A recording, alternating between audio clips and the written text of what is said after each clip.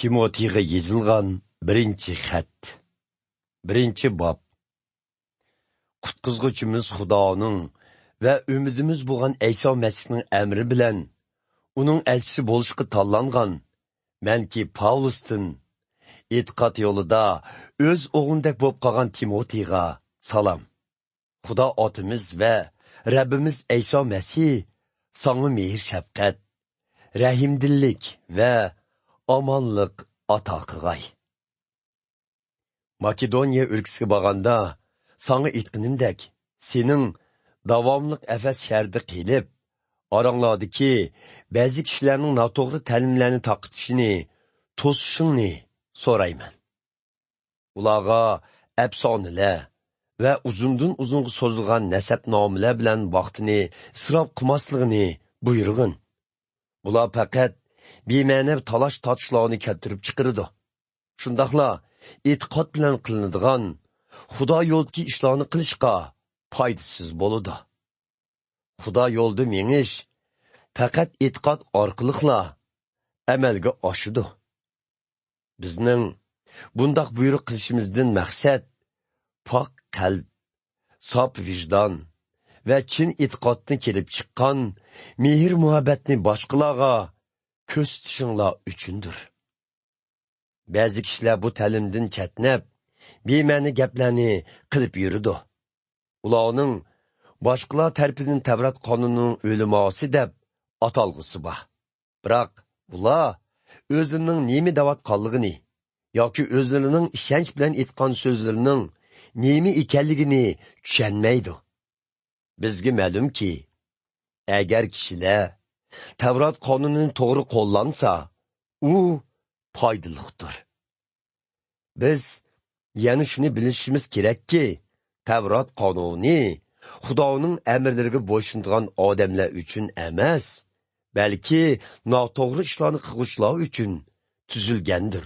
Ya'ni qonunga xiloflik qiluvchilar, bo'yni qattiqlar, Xudo yo'lda ma'murlar, gunohkorlar, Xudoga beparvolik qiluvchilar, Xudoni masxir qiluvchilar, ota-onasini yoki boshqalarni o'ltirgan qotillar, zinaxo'rlar, o'xshash jinsdagi buzuqlar, qul savdogarlari, yolg'onchilar, qasamxo'rlar va boshqa qilmishlar bilan to'g'ri ta'limlarga xiloflik qilgan kishilar uchun tuzilgandir. Bu ta'limlar natijasiga munosib bo'lgan Xudo tarafidan menga omonat qilingan ulug' xushxabarga asoslangan. Menga kuch-qudrat bergan Rabbimiz Ayso Masihga shukr aytaman. Chunki u meni ishonchli deb qarab, o'z xizmatiga tayinladi. Men burun Ayso Masihga kufrlik qilib, uningga e'tiqod qiluvchilarga ziyonkashlik qilgan rahimsiz bir odam bo'lsammi, u yanila menga rahim qildi. Chunki men bu ishlarni nodonlik va Ayso Masihga bo'lgan e'tiqodsizlikdan qilgan edim. Rabbimiz menga mo'l mehr shafqatini ko'rsatib, meni Ayso Masihdan keladigan e'tiqod va mehr muhabbat bilan to'ldirdi. Ayso Masih gunohkorlarni qutqizish uchun dunyoga keldi degan bu so'z haqdir va uni qabul qilishga butunlay arziydi. Men gunohkorlar ichidagi eng uchiga chiqqan gunohkor bo'laman. Lekin Ayso Masih menga rahim shafqat qildi. Buningdan maqsad u o'zining mendek uchiga chiqqan bir gunohkorga cheksiz sabr toqat ko'rsatishi orqali boshqalarga ulgu qoldirishdir. Ya'ni bu keyin o'ziga e'tiqod qilib, mangulik hayotga erishadiganlarga berilgan ulgudir. Barliq hurmat va shon sharaf Xudoga abadil abad mansubdir. U mangulik podshoh, ya'ni o'lmaydigan va ko'z bilan ko'rgili bo'lmaydigan birdan bir Xudodir. Amin. Ey o'g'lim Timoti, burun sen to'g'riliq etilgan vahiyalarga asosan bu buyruqlarni sana topshiraman. Bu vahiyalarni qo'ral qilsang, Rabbimiz uchun ulug' kurashlarni qila olaysan. E'tiqodda va pok vijdoningda ching tur. Ba'zilar pok vijdonini bir yoqqa qayirib qo'ydi. Natijada ularning e'tiqodi xuddi xodi toshga urilgan kemiga o'xshash vayron bo'ldi. Imeney va Iskandarlar mana shundoq kishilardandir. Ularni kufrlik qilmaslikni o'rgansin deb shaytonning ilkiga qaytirdim. 2. bob. Oldi bilan sendin va barliq e'tiqodchilardan butkul inson uchun Xudodan tilaklar tilashni, Xudoga duo tilovat qilishni, boshqalar uchun murojaat qilishni va Xudoga shukrlar etishni, bo'libmi podsholar va barliq amaldorlar uchun duo tilovat qilishni o'tinaman. Bundaq bo'lganda biz omon esan hayot kechiralaymiz. Shundaqla hayotimiz Xudoga bo'lgan ixlosmandlik va hurmat bilan to'lidi. Bundaq duo tilovat qilish yaxshidir. U qutqizuvchimiz Xudoni xursand qiladi. Xudo butkul insonning qutqizilishi va ularning haqiqatni tonishini xohlaydi. Chunki Xudo birdir. Xudo bilan insonlar orasidagi kelishtirguchimi birdir. U bo'lsa-mu inson tenida dunyoga kelgan Ayso Masihdir. İnsanlarning gunohdan ozod bo'lishi uchun Ayso Masih o'zini qurbon qilib badal to'ladi. Xudo buningga dal vaqt soatida guvohlik berdi. Men Yahudi emaslarga bu ishlarni yetkizish uchun jakorchi va elchi bo'lib tayinlanib, ularga e'tiqod va haqiqatni o'rgatishga avatildim. Mening bu so'zlarimning hammasi rost. Men yolg'on gap qilmadim. Shunga men shuni umid qilamanki, e'tiqodchi erlar mayli qayerda bo'lsin, har qitim duoga jam bo'lganda boshqalarga g'azablanmay, datalash qilmay, to'g'ri amallik qo'llarini ko'tarib duo qilsin. Ayollar chokini kiyinmay, muvofiq va axloqli kiyinishi kerak. Ularning o'zlarini alohida yasab olgan sochlari oltin kumush, unchi marvoyit va esil kiyim-kechaklar bilan emas, balki yaxshi amaliyati bilan pardozlashini umid qilaman. Bu Xudo yo'lda mangman deydigan ayollarga yarışıdı.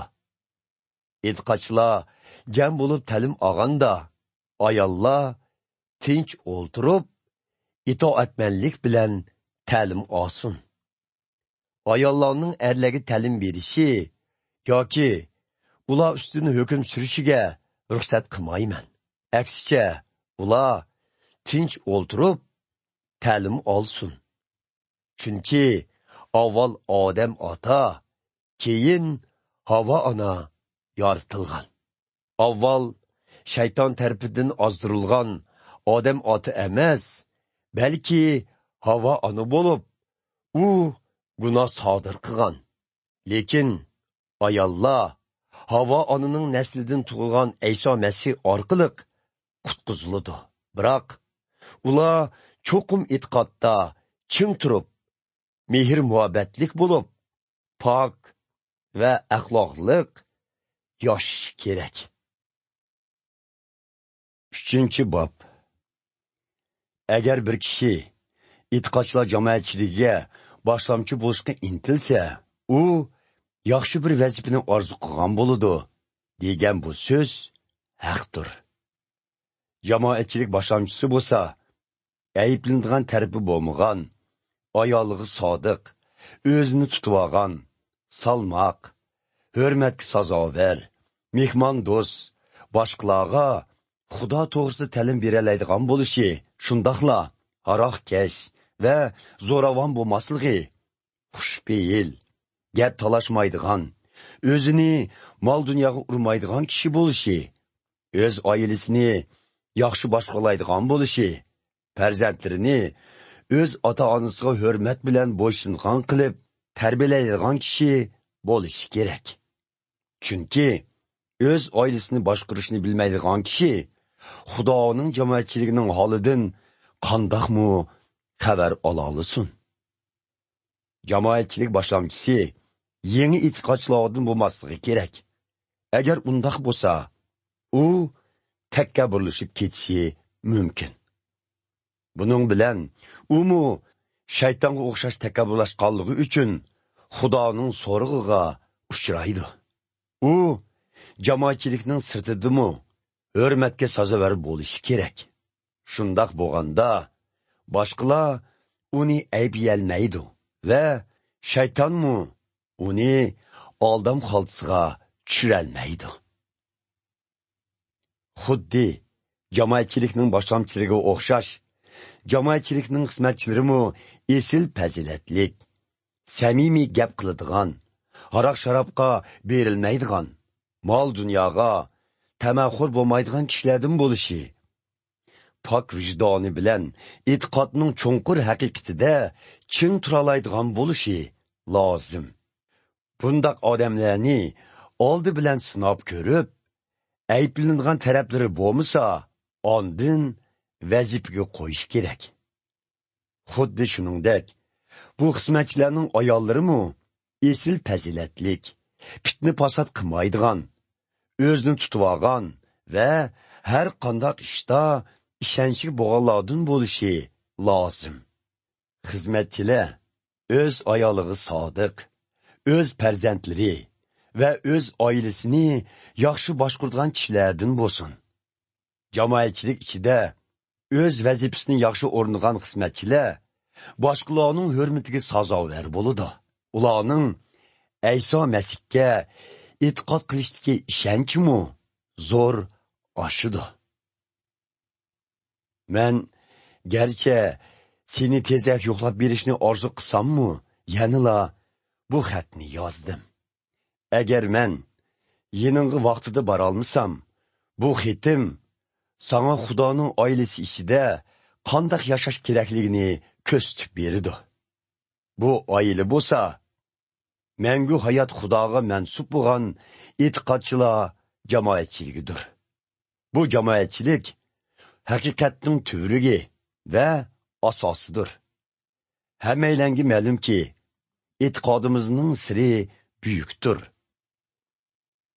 Ayso Masih inson tenida ayon bo'ldi, muqaddas ruh uning haqqoniyligini isbotladi. U farishtalarga ko'rindi. U to'g'risidagi xabar butkul millatlarga jakarlandi. İnsanlar uningga e'tiqod qildi. U ulug'liq ichida arshga ko'tarildi. 4-bob. Muqaddas ruh shuni bizga ochiq aytdiki, oxir zamonda ba'zilar e'tiqoddan tenib, hiylagar jinlar va ularning soxta ta'limlariga agishidi.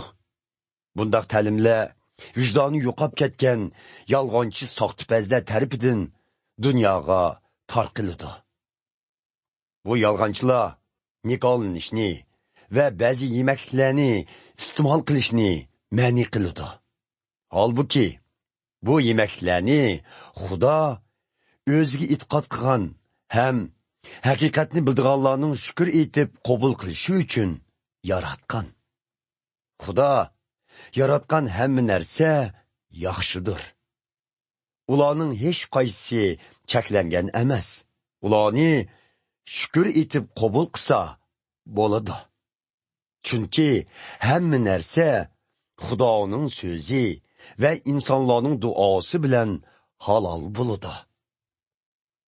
Bu nasihatlarni qarindoshlarning samiga solsang, Ayso Masihning yaxshi xizmatkori bo'lgan bo'lasan.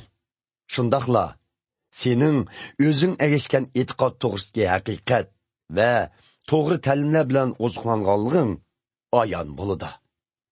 Şundaqla, senin özün əgəşkən itqat toğrısıki haqiqat və toğrı təlimlər bilən ozuqlanğanlığın ayan buluda.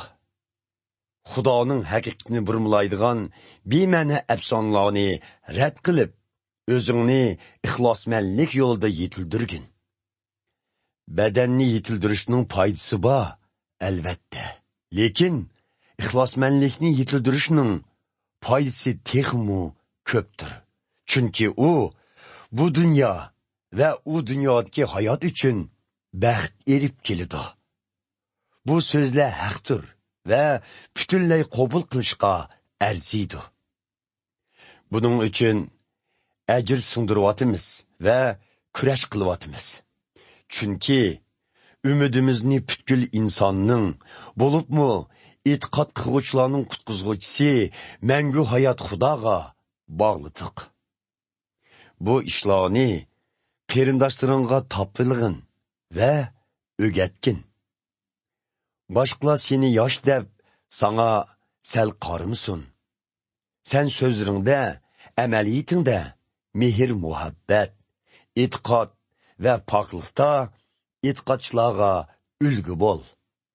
Mən seni yoxlab bağıca, özünü cəmaətçilikə, müqəddəs yazımla oqub beriş, nəsiyyət qilish və təlim berişkə bexişliğin. Müqəddəs ruh, sana ata qılan qabiliyyətə bir pərvalıq qıma. Bu qabiliyyət, Xudanın vəhiysi və cəmaətçilik yetəkçilərinin qollarının uçanğı tegişi arqılıq sana verilgen. Şunun üçün bu işlarni can dilin bilen qıl. Özünü ulağı şundaq atığın ki, həmmi kişi senin algı basqanlığını kösün. Özünge və bəgən təliminge diqqat qıl, həm də onu izçil davamlaşdır. Çünki şunda qısan, özün mü və sana qulaq sağallar mı qutquzludur. Qutquzludur. 5. bab. Yaşanğan ərlə səvəllik ötküzsə, ulağını qattıq əyiblimigin. Əksicə, ulağa otağını hörmətligəndək, hörmət bilən nəsiyyət bəgin. Şunungdək, yaş ərləgə, öz qerindaşlarına muamilə qığandək, muamilə qıl. Yaşanğan ayallığa, ananğı muamilə qığandək, muamilə qıl. Yaş ayallığımı, sınırlarına muamilə qığandək, pak qalb bilən muamilə qıl.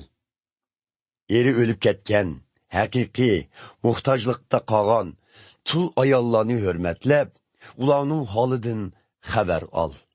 Lekin, tul ayallarının pərzentləri, ya ki nəvriləri bolsa, o pərzentlər aldı bilən öz ailesini xəbər elib, etiqadını əməliyyatki maslaşdırış arqılıq, öz ata-anısının əcrini yandırsın. Çünki bu, Xudani xursan qılıdı. Eri ölüb ketken, egi çaqsız tul ayallar, ümidini Xudağa bağılğan bulub, ula keç gündüz dua tilavetli boludu. Lekin eri ölüb ketken, huzur halavet üçünlə yaşaydığan tul ayallar hayat bosu mu, ruhi cəhətdə bər-bir ölgəngi hesab. Etiqatçılarının başqa tərəfindən əyiblindiğən əhvalğa düşüb qalmaslığı üçün sən cəmaətçilikə bu işlər toğrusunda tərbiyə bəgin. Bir kişi öz tuqqallarına bolubmu, ailəsindəki qarımısa, o, Əysa Məsihdən tanıған dəb qarılıb, hətta etiqadsızlarçilik mu bolalmaydı. Etiqatçılar cəmaətçilikdə yardım verildiğən, eri ölüb ketken, tul ayallarını tısınlığanda, ula çoxum öz erigi sadık boğan boluşu və yeşi 60'dan yuqırı boluşu kerek. Ula, yana yaxşılıqları bilən tonulğan boluşu, yani balalarını yaxşı tərbiyələb çoğun qıған, mehmandost, kəmtərlik bilən etiqatçılarının xismətidi boğan, qiyinçılıqda qağallığa yardım qıған və o'zini har xil xayr saxovat ishlariga beg'ishlagan ayollar bo'lishi kerak. Eri o'lib ketgan yosh tul ayollarni tizimlama. Chunki bundaq ayollarning jismoniy jihatdagi orzulari Ayso Masihga bo'lgan rishtini besib ketsa, ular qayta nikohlanishni orzu qilib, e'tiqodchilar jamoatchilikdagi xizmatini davomlashtirishni xohlamaydi. Buning bilan ular dastlab bergan va'dasiga xiloflik qilish sabablik ayblandi.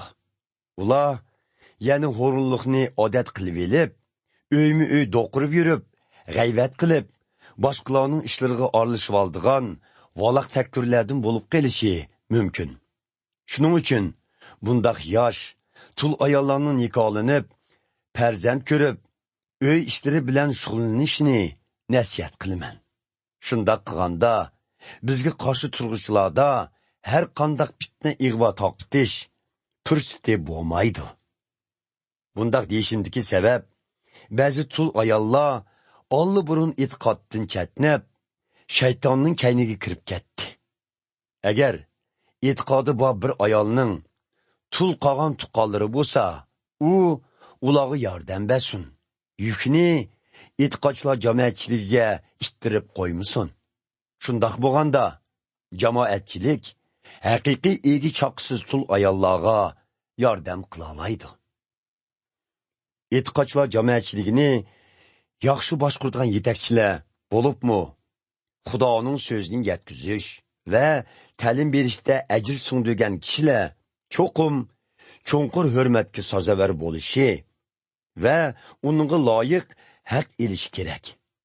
Chunki muqaddas yozmalarda xamon tepgan o'kizning og'zini bo'g'ma, ishchi o'z haqqini elishga haqliqdir deyilgan.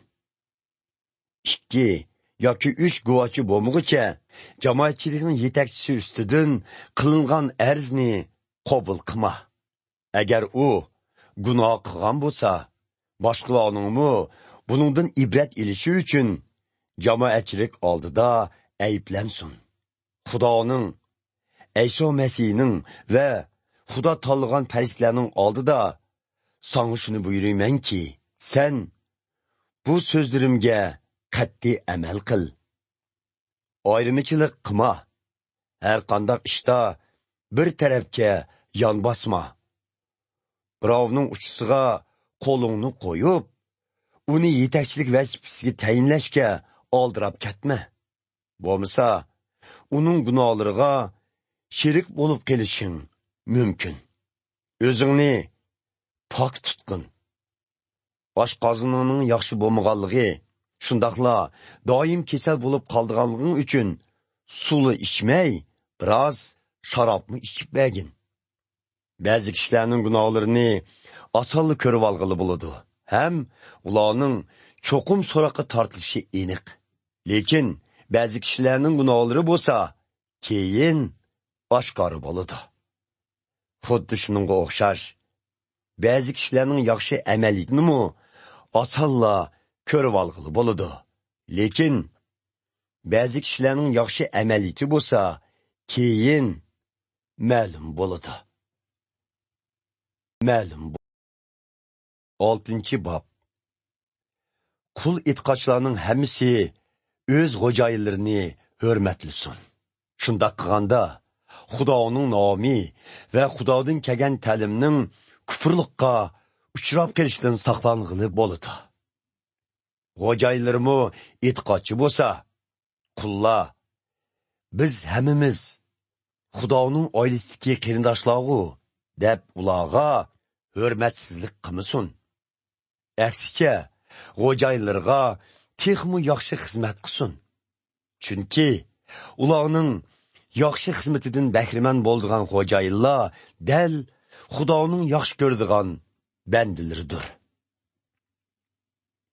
Sen e'tiqodchilarga bu ta'limlarni o'rgatgin va topilig'in. O'xshamaydigan ta'limlarni targ'ib qilgan kishi Rabbimiz Ayso Masihning haq so'zlarini, shundaqla uning bizni ixlosmandlikka yetaklaydigan ta'limini qabul qilmagan bo'ladi. Bundaq kishilar takabbur, hech nima tushunmaydigan kishilardir. Ular g'ovg'a chiqarish va gap talashishga intayin amroq. Bundaq ishlar boshqalarning orasida hasadxo'rlik, jadal majra, to'kmat, gumonxo'rlik hamda doimlik surkilish keltirib chiqaradi. Bu kishilarning niyati chirik bo'lib, haqiqatdan mahrum bo'lgan. Ularning nazarida ixlosmandlik faqatla bir tapovat yo'lidir, xolos. Darvaqa, Xudoga rozimanlik bilan ixlosmand bo'lgan odam haqiqiy ro'naq topadi. Biz bu dunyoga hech nima ilib kelmadik va bu dunyodan hech nima ilib ketmaymiz. Shunga yemak-ichmak va kiyim-kechikimiz to'liq bo'lsa, rozi bo'lishimiz kerak. Boy bo'lishni o'ylaydiganlar bo'lsa, hamon ozdirilib ketadi. Ular insonlarni quritib halok qiladigan nurg'un ziyonliq ham ahmiqona havaslarning to'rig'i tushib ketadi. Chunki pulparastlik har xil yomonlikning yiltizidir. Ba'zilar boy bo'lish havasi bilan e'tiqoddan ketnab, o'ziga tugumas azob tepib oldi. Ey Xudoning sodiq bandisi, sen bundaq ishlardan yiroq tur. Haqqoniylik, ixlosmandlik, e'tiqod, mehr-muhabbat, sabr-toqat va muloyimlikni izla. E'tiqod yo'lida ulug' kurashlarni qil. Xudo ato qilgan mangulik hayotni qadrla. Sen buning uchun chaqirilding. Hamda nurg'ulg'an guvochlar oldida bu mangulik hayotni olli-burun ochiq e'tirof qilding.